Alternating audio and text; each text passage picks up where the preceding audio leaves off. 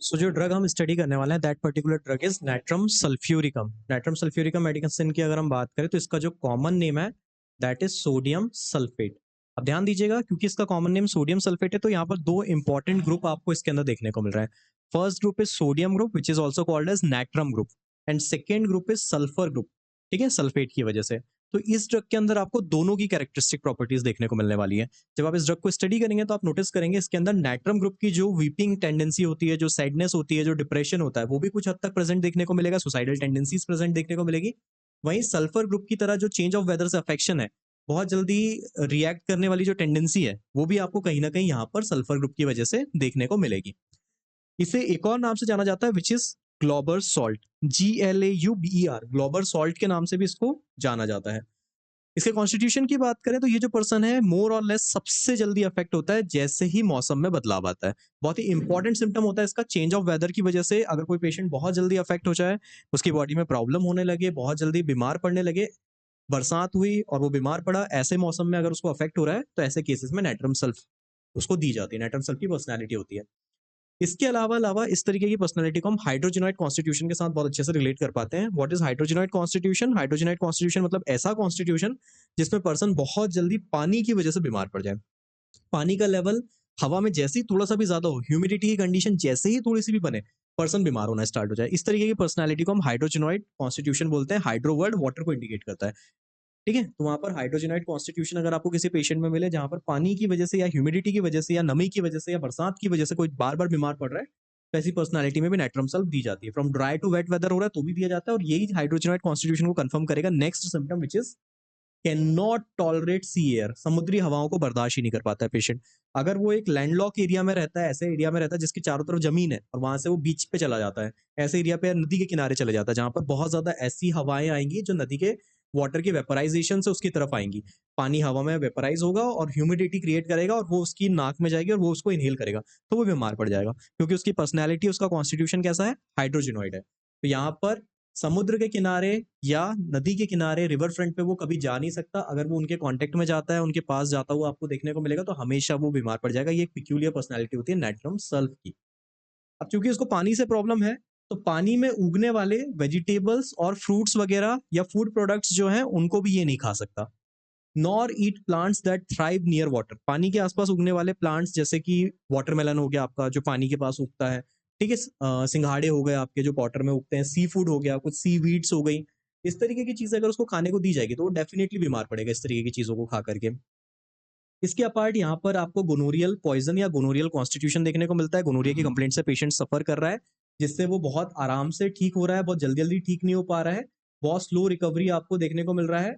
तो ऐसी स्टेट में अगर कोई पेशेंट हो तो उस केस में भी नाइट्रम सल्फ दी जाती है। क्या क्या पॉइंट्स देखे हमने? ऐसा पर्सन जो बरसात होने के बाद बीमार पड़ जाए तो उसमें नाइट्रम सल्फ दी जाती है।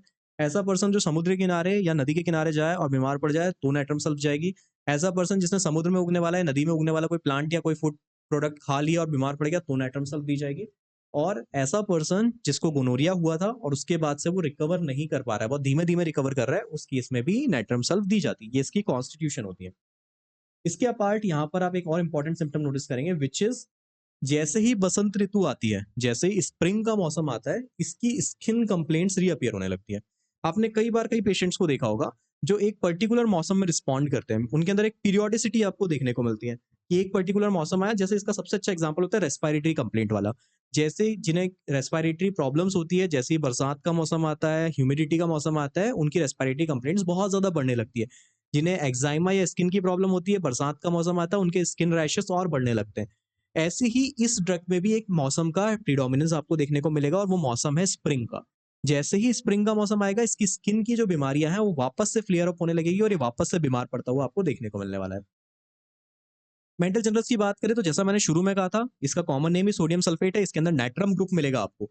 तो नाइट्रम ग्रुप की खासियत होती है उदासीनता, बहुत ज्यादा दुख मिलेगा नाइट्रम ग्रुप के अंदर भर भर के। तो यहाँ पर अगर आप देखें तो इसके अंदर भी आपको सैडनेस बहुत मिलेगी। बहुत ज्यादा ग्लूमी रहेगा पर्सन, अपने आप में खोया हुआ रहेगा, किसी से बात करना पसंद नहीं करेगा, नहीं चाहेगा कि कोई और भी आकर के उससे बात करे। ये सब चीजें सुबह के टाइम पे ज्यादा हो रही है। पर्सन कैसा है, स्वभाव से बहुत दुख में है, बहुत उदासीन है, किसी से बात नहीं कर रहा है, किसी से बोल नहीं रहा है। मेंटल ट्रॉमा मिलेगा यहाँ पर आपको। दिमागी ट्रॉमा हो सकता है, वो सैडनेस की वजह से हो सकता है, किसी के डिसअपॉइंटमेंट की वजह से हो सकता है, या किसी तरीके की इंजुरी सर पर लग जाए। तो उस वजह से भी हो सकता है, गिर गया, चोट खा गया, सर पे कोई ने मार दिया, ऐसी कंडीशन के बाद भी अगर दिमागी रूप से पेशेंट साउंड नहीं है, बौद्धिक रूप से अच्छा रिस्पॉन्स नहीं कर रहा है, साइकोलॉजिकल प्रॉब्लम्स उसके अंदर आपको देखने को मिल रही है, तो ऐसे केस में भी नाइट्रम सल्फ दी जाती है। चोट लगने के बाद या मेंटल कंडीशन से सफर करने के बाद पेशेंट प्रॉपर तरीके से सोच समझ नहीं पा रहा है, कंफ्यूज स्टेट में मिलता है आपको हमेशा, कंसंट्रेशन की कमी है, लैक ऑफ कंसंट्रेशन मिलेगा, इनएबिलिटी टू थिंकिंग मिलेगी, ये सारी चीजें इसके अंदर प्रेजेंट आपको देखने को मिलेगी। तो इसका एक क्राइटेरिया ऐसे पेशेंट का हो गया जो बहुत ज्यादा डिप्रेस्ड मिल रहा है आपको, बहुत ज्यादा सैड मिल रहा है, और एक क्राइटेरिया ऐसे पेशेंट का हो गया जो मानसिक रूप से बीमार है, जो फोकस नहीं कर पा रहा है, लैक ऑफ कॉन्सेंट्रेशन मिल रहा है आपको। ऐसे दोनों ही केसेस में नाइट्रम सल्फ जैसी मेडिसिन आपको देखने को मिलती है जो इंडिकेटेड होती है। जब ये डिप्रेशन स्टेट में रहता है तो इसे बिल्कुल भी नहीं पसंद कि कोई भी म्यूजिक बजाए। अब चूंकि ये सैड है, ये डिप्रेस्ड है, तो इसे बिल्कुल नहीं पसंद कि कोई भी तेज तड़क भड़क वाला गाना, कोई भी बहुत ज्यादा पार्टी सॉन्ग इसके आसपास बजे। लिवली म्यूजिक है जिसमें एनर्जी बहुत ज्यादा होती है, जो मोटिवेशनल सॉन्ग्स होते हैं या जिसमें बहुत ज्यादा हाई म्यूजिक होता है, वैसे सॉन्ग इसके आसपास बजाया जाए। अगर ऐसा लिवली म्यूजिक बजता है तो उससे इसे बहुत दुख होता है, लाइफ उसे लगता है पूरी तरीके से खराब हो चुकी है, उसे बहुत ज्यादा मन करता है खुद को गोली मार लेने का, शूट करने का, और उसको वो बहुत ही सेल्फ कंट्रोल के बाद रोक पाता है। बहुत इंपॉर्टेंट सिम्टम होता है, म्यूजिक से इतना ज्यादा अफेक्ट हो रहा है पेशेंट, इतना ज्यादा सैड स्टेट में, इतना ज्यादा दुखी है अपनी लाइफ में कि म्यूजिक सुना और उसको गोली मारने का मन करे। ये पूछा जाता है वाइवा में कि कौन सी ड्रग होती है, तो आपको याद रखना है जो ड्रग है that is nitrum sulph. Music से बहुत सी ड्रग्स अफेक्ट होती है। जब आप सबाइना पढ़ेंगे तो वहां आप नोटिस करेंगे music goes through bones and marrows, उस पेशेंट की बॉडी में ऐसा लगता है हड्डियों से होकर म्यूजिक जा रहा है। थूजा पढ़ेंगे वहां पर आपको सबाइना के अंदर ही लिखा हुआ मिलेगा थूजा का पॉइंट, म्यूजिक कॉजेज वीपिंग, गाने सुनकर रोने का मन करता है थूजा को। अगर आप ग्रेफाइटिस पढ़ेंगे वहां लिखा है म्यूजिक की वजह से things of nothing but death, सिर्फ डेथ के बारे में सोचता है पेशेंट और कुछ नहीं सोचता। तो मल्टीपल ड्रग्स है एलेंस की नोट में जो म्यूजिक से एग्रावेशन दिखाती हैं, जिनमें म्यूजिक से प्रॉब्लम आपको कहीं ना कहीं देखने को मिलती है। नाइट्रम सर्फ की खासियत क्या है, म्यूजिक सुन के, खासतौर पे लिवली म्यूजिक सुन के उसको खुद को गोली मारने का मन करता है, और वो बड़ी मुश्किल से खुद को कंट्रोल कर पाता है। फिजिकल जनरल्स की बात करें तो यहाँ पर आप देखेंगे उसकी जो मेजर कंप्लेंट्स है वो सभी बढ़ किसकी वजह से रही है, डैम्पनेस ऑफ वेदर, ह्यूमिडिटी की वजह से बढ़ रही है। अगर मौसम में बदलाव हो रहा है, बहुत ज्यादा ह्यूमिडिटी आसपास फैल रही है, वो जिस घर में रह रहा है, सीलर में या हाउस में जहां पे वो रह रहा है, वहां पे बहुत ज्यादा सीडन आ रही है, बहुत ज्यादा ह्यूमिडिटी है, बहुत ज्यादा वाटर का क्वांटिटी इंक्रीज हो रही है, तो उसकी बॉडी में प्रॉब्लम आएगी। ये हमने पहले सिम्टम में भी पढ़ा था, सबसे पहले कॉन्स्टिट्यूशन पढ़ी थी, वहां भी हमने इसकी बात करी थी। यहाँ तक इसके मेंटल जनरल फिजिकल जनरल्स हमने कंप्लीट करे। अगर हम इसके आई के सिम्टम्स की बात करें, पर्टिकुलर्स पे जाएं, तो यहाँ पर जो ग्लोबुलर कंजक्टिवाइटिस होता है या ग्रेनुलर कंजक्टिवाइटिस होता है, उसकी कंडीशन आपको कहीं ना कहीं देखने को मिलेगी। पेशेंट की जो आईलिड्स हैं, उस आईलिड्स पे छोटे छोटे फफोले उठ जाते हैं, छोटे छोटे ब्लिस्टर्स उठ जाते हैं, वो आपको डेवलप होते हुए देखने को मिलेंगे। और ये जो फफोले आंखों के आईलिड्स पर उठ रहे हैं, तो वो हरे कलर का पस भी रिलीज करना स्टार्ट कर देते हैं बहुत ज्यादा। अब ये फफोलों की वजह से देखने में दिक्कत होती है, सनलाइट में पेशेंट जा नहीं सकता, और ये सारे फफोले वगैरह क्यों हो रहे हैं, मोरलेस या तो साइकोटिक मियाज की वजह से हो रहे हैं या गोनोरियल कॉन्स्टिट्यूशन की वजह से अफेक्ट कर रहे हैं पेशेंट को।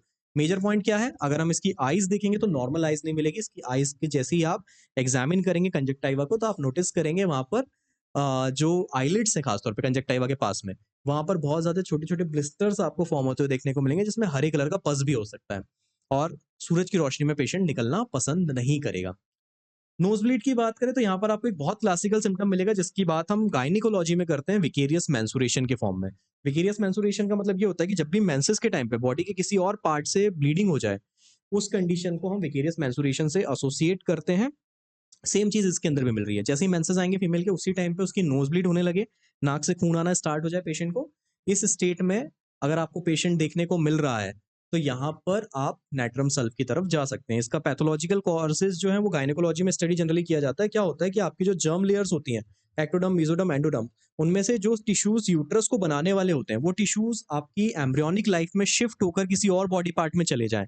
तो जब भी आप डेवलपमेंट के बाद, प्रॉपर ह्यूमन बनने के बाद, जब भी आपकी बॉडी में हार्मोन्स फ्लक्चुएट होंगे, तो जो टिश्यू यूट्रस को अफेक्ट करने वाले थे वो यूट्रस में तो है ही है, प्लस वो बॉडी के दूसरे पार्ट्स में भी है। तो दूसरे पार्ट्स में पहुंचने की वजह से जैसे ही आपका एस्ट्रोजन बढ़ेगा, तो वो यूट्रस तो अफेक्ट होगा ही होगा, उसमें एंडोमेट्रियम लेयर मोटी होगी होगी, बट बॉडी के जो दूसरे टिश्यू जैसे नोज है, आंख है, लीवर है, हार्ट है, कहीं पर भी वहां भी एंडोमेट्रियम का फॉर्मेशन स्टार्ट हो जाएगा, और जैसे ही एस्ट्रोजन का लेवल फॉल होगा, ये सारा एंडोमेट्रियम शेड कर जाएगा और ब्लीडिंग करा देगा। इसके बारे में डिटेल में गायनेकोलॉजी में पढ़ा जाता है एंडोमेट्रियोसिस के टॉपिक के अंदर, या फिर इसके बारे में डिटेल में पढ़ा जाता है विकेरियस मेंसुरेशन के टॉपिक के अंदर गायनेकोलॉजी में। तो वो जो डिसीज हम पढ़ते हैं उसी का सिम्टम यहाँ पर आपको देखने को मिल रहा है। अफेक्टेड पार्ट क्या है, नोज है। फिर अगर हम इसके डेंटल सिम्टम्स की बात करें तो एक बहुत इंपॉर्टेंट और इंटरेस्टिंग सिम्टम यहाँ पर आपको देखने को मिलता है, ठंडी हवा या ठंडे पानी से दांतों के दर्द में आराम मिलता है।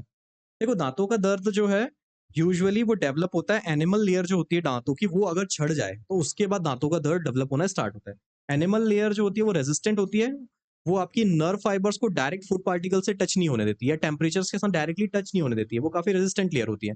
जिन पेशेंट्स में एनिमल लेयर झड़ जाती है तो उनका डेंटाइन डायरेक्टली एक्सपोज होने लगता है।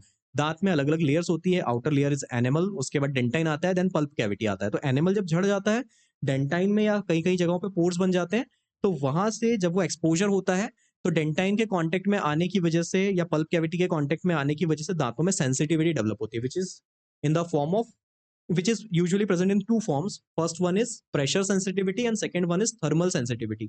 Pressure sensitivity का मतलब ये होता है कि जैसे ही आपने खाना मुंह में रखा और खाना चबाया, वो प्रेशर से दांतों पे टच हुआ तो दांतों में दर्द स्टार्ट हो जाएगा, ये प्रेशर सेंसिटिविटी है। थर्मल सेंसिटिविटी क्या होती है? अगर आपने प्रेशर सेंसिटिविटी हमेशा तभी आएगी जब आप कोई प्रेशर से दांतों को दबाओगे, जैसे सॉलिड फूड खाओगे, जैसे आप रोटी खाओगे तो दांत दबेंगे तो अब दर्द होगा, तो वो प्रेशर सेंसिटिविटी है। थर्मल सेंसिटिविटी ऐसी नहीं होती है। थर्मल सेंसिटिविटी में अगर प्रेशर नहीं लग रहा है तो दर्द नहीं होगा। जैसे आप पानी पी रहे हो, पानी से बहुत ज्यादा प्रेशर नहीं पड़ेगा दांतों पे, तो वो लिक्विड चीज है, उसको दबाना है चबाना नहीं पड़ता है, तो उससे प्रेशर नहीं पड़ेगा, तो वो पानी पीते टाइम दर्द नहीं करेगी। जबकि प्रेशर सेंसिटिविटी जो है वो जब जब प्रेशर लगेगा तभी तब दर्द होगा, उसके अंदर आपको देखने को मिलेगा। फॉर एग्जाम्पल जब आप खाना चबाओगे तब दर्द होगा, पानी पियोगे तो दर्द नहीं होगा। जबकि on the other hand thermal sensitivity ऐसी नहीं होती है। थर्मल सेंसिटिविटी एक दूसरा टाइप होता है सेंसिटिविटी का, जिसके अंदर टेम्परेचर से प्रॉब्लम होती है। वेदर आप खाना चबाओ या ना चबाओ, अगर वो गर्म है तो प्रॉब्लम होगी, अगर वो ठंडा है तो प्रॉब्लम होगी। वो नॉर्मल टेम्परेचर पे है तो कोई प्रॉब्लम नहीं होगी, चबाने से प्रॉब्लम नहीं हो रही, यहाँ पर उसके टेम्परेचर से प्रॉब्लम हो रही है, तो दिस इज थर्मल सेंसिटिविटी। तो यहाँ पर आपको दोनों टाइप की सेंसिटिविटी मोर और लेस देखने को मिलती है, टूथेक देखने को मिलता है। पर यहाँ पर एक बड़ा इंटरेस्टिंग चीज होती है, थर्मल सेंसिटिविटी हम हमेशा डेंटल के अंदर पढ़ते हैं कि वो टेम्परेचर से इंक्रीज होती है, वो बढ़ती है। अगर ठंडा खाना खाएगा तो बढ़ेगी, गर्म खाना खाएगा तो बढ़ेगी। बट यहाँ एक इंटरेस्टिंग है, यहाँ पर आपको एक नेगेटिव जनरल सिम्टम मिल रहा है, बहुत इंपॉर्टेंट सिम्टम मिल रहा है, जो बिल्कुल उल्टा है नॉर्मल से, जो हम किताबों में पढ़ते हैं। वो है ठंडा पानी पीने से और ठंडी हवा मुंह में जाने से पेशेंट के दांतों के दर्द में आराम मिलता है, और ये बहुत इंपॉर्टेंट हो जाता है। जब भी हम मटेरिया में कोई ऐसा सिम्टम स्पॉट करते हैं जो क्लासिकल टेक्स्ट बुक्स में लिखे गए सिम्टम से उल्टा चलता है, उसका इंपॉर्टेंस बहुत हाई होता है सिलेक्शन ऑफ रेमेडी में, और इसलिए इसको एलेंस की नोट में भी दिया गया है। इस सिम्टम को बहुत ज्यादा इंपॉर्टेंट सिम्टम है। दांतों का दर्द में आराम लगे आपको देखने को मिले पेशेंट के अंदर ठंडे पानी से या ठंडी हवा से, तो ऐसी कंडीशन में भी हम नाइट्रम सल्फ मेडिसिन देते हैं। बहुत इंपॉर्टेंट सिम्टम है ये वाला। इसके बाद दांतों की बात करके अगर हम टंग के ऊपर आए, तो टंग का जो कलर है वो ग्रीनिश ग्रे आपको देखने को मिल सकता है, या ब्राउन कलर की कोटिंग जो है वो टंग के ऊपर आपको प्रेजेंट देखने को मिल सकती है। ये कोटिंग जो है वो किसी भी वजह से हो सकती है, या तो फूड की वजह से हो सकती है या किसी बैक्टीरिया की वजह से हो सकती है। जैसे यूजुअली डिप्थीरिया का बैक्टीरिया जो होता है वो जीभ पर आता है, ओरल डिप्थीरिया जब होता है तो वो कोटिंग बना देता है, तो इस तरीके की कोटिंग आपको वहां पर जीभ पे मिल सकती है। अगर हम गैस्ट्रोइंटेस्टाइनल सिस्टम की बात करें तो यहाँ पर पेशेंट डायरिया से सफर करता है, कॉन्स्टिपेशन से ज्यादा डायरिया प्रोमिनेंट होता है इस ड्रग के अंदर। डायरिया में एकदम सडन डायरिया आएगा, जैसे एलोस का डायरिया आता है, बहुत ज्यादा गैस बनेगी पेशेंट के अंदर, बहुत ज्यादा इच्छा होगी, अर्जिंग होगी, एकदम तेजी से निकलने को होगा, गशिंग डायरिया मिलेगा आपको, बहुत ज्यादा गैस फॉर्मेशन होगा। और ये डायरिया होगा ऑन राइजिंग फर्स्ट, और first rising standing on the feet, जैसे ही उठ के खड़ा होगा, जैसे बैठा है लेटा है तो कोई दिक्कत नहीं है, जैसे ही उठ के पैरों पे खड़ा हो रहा है, सुबह बिस्तर से उतर रहा है, उसी टाइम पे डायरिया स्टार्ट होने लगेगा। तो ये वाला बहुत इंपॉर्टेंट सिम्टम आपको देखने को मिलता है। उसके बाद हम ऑलरेडी पढ़ चुके हैं कि मौसम खराब होता है, बरसात होती है तो भी प्रॉब्लम हो ही रही है इसको, या फिर डैम्प बेसमेंट में अगर वो काम कर रहा है जहां पर ह्यूमिडिटी ज्यादा है, ये सिम्टम भी ऑलरेडी हम ऊपर पढ़ के आ चुके हैं। अगर आप ध्यान दें तो डैम्पनेस ऑफ द वेदर का पॉइंट हम ऑलरेडी यहाँ पर डिस्कस कर चुके हैं, और हम देख चुके हैं कि डैम्प हाउस और सीलर के अंदर अगर रह रहा है तो प्रॉब्लम हो रही है। तो वही चीज यहाँ पर रिपीट हो रही है कि अगर कोई ऐसा पर्सन जो बरसात आने के साथ साथ डायरिया से सफर करने लगे, या ह्यूमिड जगहों पर रहने की वजह से डायरिया से सफर करने लगे, उसमें नाइट्रम सल्फ दी जाती है। Apart from that gas formation बहुत होगा पेशेंट को, सडन डायरिया होगा, और अपने पैरों पे खड़े होते बराबर से यहाँ पर डायरिया स्टार्ट हो जाएगा पेशेंट के अंदर। बहुत इंपॉर्टेंट सिम्टम है ऑन राइजिंग फर्स्टली या फिर स्टैंडिंग ऑन द फीट।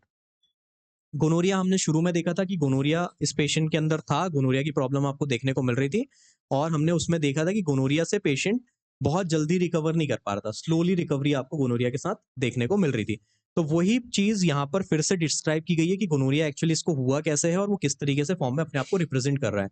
तो अगर मील में आपको गोनोरिया होता हुआ देखने को मिले और वो ग्रीनिश येलो कलर का डिस्चार्ज रिलीज करे वहां से, जेनाइटेलिया जो है वो ग्रीनिश येलो कलर का डिस्चार्जेस रिलीज करने लगे, तो उस कंडीशन में नाइट्रम सल्फ जा सकती है। डिस्चार्ज काफी थिक सा होगा, पर बहुत इंटरेस्टिंग चीज क्या है, इटैलिक्स में लिखा है दैट इज पेनलेस। हमेशा ग्रेडेशन पे ध्यान दीजिएगा, अगर कहीं बोल्ड लिखा है मतलब उसका इंपॉर्टेंस बहुत ज्यादा है, इटैलिक लिखा है उसका थोड़ा सा कम है, और एकदम सिंपल लाइन है तो उसका बहुत कम है इंपॉर्टेंस। तो यहाँ पर इटैलिक्स में पेनलेस लिखा है मतलब दर्द नहीं होगा पेशेंट को। गोनोरिया एक इंपॉर्टेंट डिसीज है, बहुत बड़ी डिसीज है, उसमें पेन होना बहुत लाजमी मिलता है। तो यहाँ पर अगर दर्द नहीं हो रहा तो एक यूनिक सिम्टम बन जाता है, ये अपने आप में नेगेटिव जनरल बन जाता है।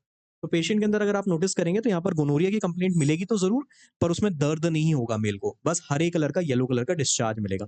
और ये लंबे समय से चला आ रहा है gonorrhoea, chronic gonorrhoea, suppress gonorrhoea, कई सारी दवाइयां खिला के इसको बिगाड़ दिया गया है।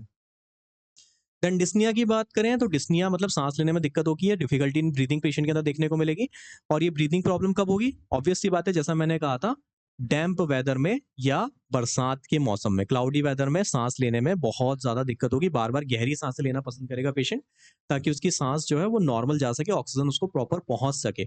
ऑलरेडी वो जो हवा इनहेल कर रहा है उसमें वाटर की क्वांटिटी ज्यादा है, तो वो चाहेगा कि उसमें ऑक्सीजन की क्वांटिटी ज्यादा पहुंचे, इसलिए डिफिकल्टी इन ब्रीदिंग भी आपको देखने को मिलेगी। ओवरऑल इस पूरी ड्रग में बरसात के मौसम में होने वाली प्रॉब्लम्स इंक्लूडेड है। अगेन ह्यूमिड अस्थमा लिखा हुआ है, ह्यूमिडिटी की वजह से अस्थमैटिक अटैक अगर बच्चे को आ जाए, सांस लेने में दिक्कत होने लगे, उस केस में दिया जा सकता है। कभी भी मौसम में बदलाव होता है, बारिश का मौसम आता है, उस वजह से प्रॉब्लम होने लगे, तभी दिया जा सकता है। हम ऑलरेडी इन पॉइंट्स को पढ़ चुके हैं। एकदम फ्रेश कोल्ड हवा में जाता है तो प्रॉब्लम होती है, तब भी दिया जा सकता है। सारे पॉइंट्स मोर और लेस हम पढ़ चुके हैं। वर्स इन डैम्प रेनी वेदर, बरसाती मौसम में प्रॉब्लम बिगड़ेगी, ये भी पढ़ चुके हैं। हाँ, स्पूटम का कलर इंपॉर्टेंट है, जो बलगम वो निकालेगा उस बलगम का कलर ग्रीन होगा। अब आप ध्यान दीजिए, हमने ऊपर भी ग्रीन कलर 2-3 बार पढ़ चुका है। अगर आप यहाँ पर ध्यान दें तो हमने मेल रिप्रोडक्टिव में भी उसका गोनोरिया का जो सिक्रीशन था वो ग्रीनिश बोला था। हमने उसकी टंग के ऊपर जो स्पॉट्स बन रहे थे, जो कोटिंग बन रही थी, उसको भी ग्रीनिश बोला था, ग्रीनिश ग्रे कलर की। तो ये ग्रीन कलर भी इसके अंदर प्रोमिनेंटली मार्क्ड है। आप याद रखना, ग्रीनिश कलर का सिक्रीशन अगर आपको देखने को मिल रहा है तो वो भी कहीं ना कहीं इसके साथ एसोसिएटेड आपको देखने को मिलेगा। ठीक है, तो इसका जीआईटी सॉरी इसका मेल रिप्रोडक्टिव में भी ग्रीनिश डिस्चार्ज है, इसकी टंग पर भी ग्रीनिश कोटिंग है, और इसके अंदर अगर आप देखें तो अस्थमा में जो बलगम निकलेगा उसमें भी हरे कलर की एक जो अपीयरेंस है वो थोड़ी सी आपको कहीं ना कहीं देखने को मिलने वाली है। फिर साइकोटिक न्यूमोनिया अगर आपको देखने को मिले, साइकोटिक मियाज्म का एसोसिएशन हो और साइकोटिक मियाज्म के साथ में आपको निमोनिया की कंप्लेंट्स देखने को मिले, जो कि खास तौर पे लेफ्ट लंग के निचले हिस्से को अफेक्ट करे। जो लेफ्ट साइड का लंग है उसके लोअर लोब को अगर अफेक्ट करने वाला निमोनिया मिले, वहां पर प्रॉब्लम ज्यादा हो रही है, उस केस में अगर आपको देना है तो नाइट्रम सल्फ एक बहुत अच्छी ड्रग के रूप में जानी जाती है। अब निमोनिया के जो क्लासिकल सिम्टम्स है वो सारे यहाँ पर लिखे हैं कि चेस्ट में दर्द होगा, कफिंग करते टाइम प्रॉब्लम होगी, उठ के बैठना पड़ेगा, छाती को पकड़ना पड़ेगा दोनों हाथों से, तब जाके सांस ले पाएगा। तो वो जो क्लासिकल सिम्टम निमोनिया के होते हैं वो सब आपको मिलेंगे। एक पॉइंट ये इंपॉर्टेंट है कि बोथ हैंड से अपनी चेस्ट को होल्ड करेगा वो, इतनी ज्यादा उसको सांस लेने में दिक्कत हो रही है। रेस्पिरेटरी ग्रुप को कवर करती है नाइट्रम सल्फ, और वो भी कब? जब बरसात का मौसम आता है तो। फिर नर्वस सिस्टम के पॉइंट्स की अगर हम बात करें इसके अंदर, तो नर्वस सिस्टम में स्पाइनल मेनिंजाइटिस आपको देखने को मिलता है। स्पाइनल कॉर्ड के मेनिंजीज का इन्फ्लेमेशन अगर हो जाए तो उस कंडीशन में दिया जा सकता है। अब चूंकि ब्रेन और स्पाइनल कॉर्ड एक ऐसा सिस्टम है जो कि बॉडी को कंट्रोल करने का काम करते हैं, बहुत ज्यादा रिफ्लेक्सेस का काम करते हैं और सिग्नलिंग का काम करते हैं, तो अगर उसमें कोई इंजुरी होती है, कोई इन्फ्लेमेशन होता है, तो वो बहुत ज्यादा अफेक्ट करेगा बॉडी को। तो यहाँ पर बहुत ज्यादा सीवियर पेन देखने को मिलेगा पेशेंट को। स्पाइनल कॉर्ड जहां से शुरू होती है वहीं से पेन स्टार्ट हो जाएगा, तो बेस ऑफ द ब्रेन का जो रीजन है वहीं से दर्द स्टार्ट हो जाएगा, सर पीछे की तरफ झुक जाएगा, और इस स्पाज्म की वजह से मेंटल इरिटेबिलिटी रहेगी पेशेंट के अंदर। पेशेंट डिलीरियस हो सकता है, बड़बड़ा सकता है, बुदबुदा सकता है। अब आप बोलेंगे कि ये तो हमने सुना सुना लग रहा है पॉइंट, हमने कहीं पढ़ा है। तो हाँ, आपने ये पॉइंट अभी पहले पॉइंट में पढ़ा था, मेंटल ट्रॉमेटिज्म। कभी भी सर पे कोई चोट लगती है, वो आइदर गिरने की वजह से हो, इंजुरी की वजह से हो, या फिर मेनिंजाइटिस हो, किसी फॉर्म का इन्फेक्शन हो, वो अगर ब्रेन को अफेक्ट कर रहा है और उसकी वजह से मेंटल सिम्टम्स आना स्टार्ट हो रहे हैं, तो उस केस में दी जाती है नेट्रम सल। ये हम पॉइंट पढ़ चुके हैं, और उसी को यहाँ से कोरिलेट किया जा रहा है कि स्पाइनल मेनिंजाइटिस की वजह से ब्रेन का पिछला हिस्सा, निचला हिस्सा अफेक्ट हो रहा है, जिससे बार बार वहां पे मरोड़ उठ रही है, स्पाज्म आ रहा है, और मेंटल इरिटेबिलिटी देखने को मिल रही है, पागलपन वाले अटैक्स आ रहे हैं पेशेंट के अंदर, डिलीरियस हो रहा है वो। अब चूंकि वो पार्ट इन्फ्लेम्ड हो रहा है, इन्फ्लेमेशन के 5 साइन में एक साइन होता है रेडनेस का, वो रश ऑफ ब्लड को इंडिकेट करता है, वो पार्ट लाल हो जाता है। जब भी चोट लगी होगी आपको किसी पार्ट पे, तो आपने देखा होगा पार्ट एकदम लाल हो जाता है, वो लाल होना इन्फ्लेमेशन को इंडिकेट करता है। तो वो लाल क्यों हो रहा है? क्योंकि वहां पे एकदम से खून का रिसाव बढ़ जा रहा है, बहुत ज्यादा ब्लड वहां पे जाके एक्यूमुलेट हो रहा है। वहां पर डेफिनेटली अगर इन्फ्लेमेशन हो रही है, स्पाइनल मेनिंजाइटिस हो रहा है, तो वहां पे बहुत ज्यादा ब्लड एक्यूमुलेशन आपको देखने को मिलने वाला है। डिलीरियम पेशेंट के अंदर देखने को मिलेगा, बहुत ज्यादा बुदबुदाएगा पेशेंट, बड़बड़ाएगा। ऑफिस्टोटोनस की कंडीशन देखने को मिलेगी। टिटनेस का जो सिम्टम होता है, रीसस सार्डोनिकस, ऑफिस्टोटोनस, ट्रिस्मस, ये सारे 3 जो पॉइंट्स होते हैं मेनली आपको टिटनेस में मिलते हैं। वही का वही ऑफिस्टोटोनस यहाँ भी आपको देखने को मिलने वाला है। What is ऑफिस्टोटोनस? ऑफिस्टोटोनस एक ऐसी कंडीशन होती है जिसमें पेशेंट का सर जमीन पे टच रहता है, या जिस बेड पे वो लेटा है वो टच रहता है, और पैर जमीन पे टच रहता है। बीच की जो बॉडी है, पेट का और ट्रंक का जो हिस्सा है वो हवा में उठने लगता है। मतलब उसकी जो बैक की मसल्स होती हैं वो कॉन्ट्रैक्ट करने लगती है। नॉर्मली आपकी जो बॉडी की पीछे की मसल्स होती हैं वो बहुत ज़्यादा कॉन्ट्रैक्ट नहीं करती हैं। बट ऑफिस्टोटोनस एक ऐसी स्टेट होती है जिसमें टॉक्सिन्स इतने ज़्यादा बढ़ जाते हैं कि बैक की मसल्स कॉन्ट्रैक्ट करने लगती है, तो सर और पैर तो ज़मीन पे टच रहते हैं या बेड पे टच रहते हैं, बीच की बॉडी घूमने लगती है, उठने लगती है हवा में। एक धनुष की जो अपीयरेंस होती है, एक बो की जो शेप होती है, बो या धनुष की, वैसे शेप में बॉडी जाने लगती है। इसका सबसे अच्छा तरीका है, आप इसकी गूगल पे एक फोटो देख लीजिएगा ऑफिस्टोटोनस की, मैं आपके ग्रुप पे डाल दूंगा। तो वो ऑफिस्टोटोनस की जो फोटो है उसको देख करके आपको आइडिया हो जाएगा कि दिखता कैसा है ऑफिस्टोटोनस। तो यहाँ पर ऑफिस्टोटोनस मिलेगी, उसका कारण क्या होगा? Spinal irritation. फिर जनरल एग्रावेशन की बात करें तो बार बार हमने कहा है कि डैम्पनेस या ह्यूमिडिटी जो है वो उसका मेन कारण है। दूसरा, बरसाती मौसम जो है वो इसका मेजर कारण आपको देखने को मिल रहा है। बाकी रेस्ट और लाइंग से भी प्रॉब्लम हो रही है। आराम किससे मिलेगा? मेन प्रॉब्लम बरसात से हो रही थी, तो सूखे वेदर में ले जाओगे तो पेशेंट ठीक हो जाएगा। ठीक है? प्रेशर देने पे पार्ट दुख रहा है, वहाँ पे दबाने से आराम मिलेगा, उठ के बैठने से आराम मिलेगा। ये रेस्पिरेटरी में हमने पढ़ा था। अभी उसका कफ का जो सिम्पटम था, निमोनिया के जो सिम्पटम था, उसमें सिटिंग अप कर रहा था और दोनों हाथों से छाती को दबा रहा था, तो उसको आराम मिला था। Has to sit up in the bed. तो यहाँ पर उठ के बैठने पर भी पेशेंट को कहीं न कहीं आराम देखने को मिलता है। ठीक है? अपनी पोज़ीशंस को बदलेगा तो भी सांस लेने में थोड़ी-सी दिक्कत कम होगी, ये भी आपको देखने को मिल रहा है। खुली हवा में जाएगा तो ज़्यादा से ज़्यादा ऑक्सीजन वहाँ पे मिल पाएगी, तो ब्रीथिंग में आसानी होगी। तो ये भी पॉइंट आपको याद रखना है। बार-बार ये अपनी जगह को बदलता रहेगा, क्योंकि उसको दर्द हो रहा है और उससे थोड़ा-थोड़ा उसको आराम भी मिलेगा बार-बार जगह बदलने से। तो ये भी एक इम्पोर्टेंट आपको इसकी मॉडलिटी देखने को मिलती है। कई ड्रग्स ऐसी मिलेंगी आपको जिसमें वो बार-बार जगह तो बदलेगा पर उसको आराम नहीं मिलेगा। पर यहाँ पर उसको आराम भी मिल रहा है और अपनी बार-बार जगह वो चेंज भी कर रहा है रिलीफ के लिए। इस ड्रग के सिम्पटम नाइट्रम्यूर से भी मिलते हैं, जैसा मैंने शुरू में बताया, और इस ड्रग के सिम्पटम सल्फर से भी मिलते हैं। क्यों? क्योंकि इसका कॉमन नेम ही सोडियम सल्फेट है। नाइट्रम सल्फ्यूरिकम है, इसमें नाइट्रम भी है, इसमें सल्फर भी है, तो दोनों के सिम्पटम्स ऑब्वियसली इसके अंदर मिलने ही वाले हैं, दोनों ग्रुप्स इसके अंदर इन्वॉल्वड हैं। ये ड्रग के कुछ सिम्पटम्स थूजा से मिलते हैं। क्यों? क्योंकि इसके अंदर साइकोसिस मियाज़्म आपको कहीं न कहीं अफेक्टेड मिलता है। Thuja is a king of sycosis. यहाँ हमने पढ़ा है निमोनिया जो है वो साइकोटिक ओरिजिन का है। तो साइकोटिक निमोनिया में वही सिम्पटम्स मिलेंगे जो थूजा में आपको मिलते हैं। तो थूजा से भी इसके सिम्पटम्स मिलते हैं, सिमिलैरिटी दिखाते हैं, और मरकरी से भी सिमिलैरिटी दिखाते हैं। Mercury is a king of syphilis. Syphilitic miasm आपको यहाँ पर मिलेगा। सिफिलिस का मेन सिम्पटम होता है गोनोरिया जैसी डिसीजेज़। तो यहाँ पर ऑलरेडी गोनोरिया मिल रहा है, गोनोरिया में डिस्ट्रक्शन होगा तभी तो थिक डिस्चार्जेस बनेंगे ना यहाँ पर। तो मर्क्यूरियस मियाज में जो है, या जो आपका सिफिलिस मियाज है, वो भी इसके अंदर प्रेडोमिनेंटली आपको देखने को मिल रहा है। तो थूजा जो किंग ऑफ साइकोसिस है वो भी आपको इसके अंदर मिलेगी, और मर्क्यूरियस जो किंग ऑफ सिफिलिस है वो भी आपको इसके अंदर देखने को मिलेगी। तो दोनों मियाज आपके ये ड्रग कवर कर रही है, तो दोनों मियाज के सिम्टम भी यहाँ पर आपको देखने को मिलेंगे, और उनसे रिलेटेड ड्रग के साथ भी सिमिलैरिटी दिखाएगा। ये खास तौर पे हाइड्रोजिनोइड कॉन्स्टिट्यूशन को कवर कर रही है। जो नाइट्रम सल्फ हम पढ़ रहे हैं वो हाइड्रोजिनोइड कॉन्स्टिट्यूशन को कवर कर रही है। मैं आपको बता ही चुका हूँ, हाइड्रोजिनोइड वो कॉन्स्टिट्यूशन होता है जिसमें वाटर से बहुत जल्दी पेशेंट अफेक्ट हो जाए और बहुत जल्दी उससे सिम्टम्स शो करने लगे। तो हाइड्रोजिनोइड कॉन्स्टिट्यूशन के सिम्टम्स यहाँ पर मेजरली आपको देखने को मिलने वाले हैं।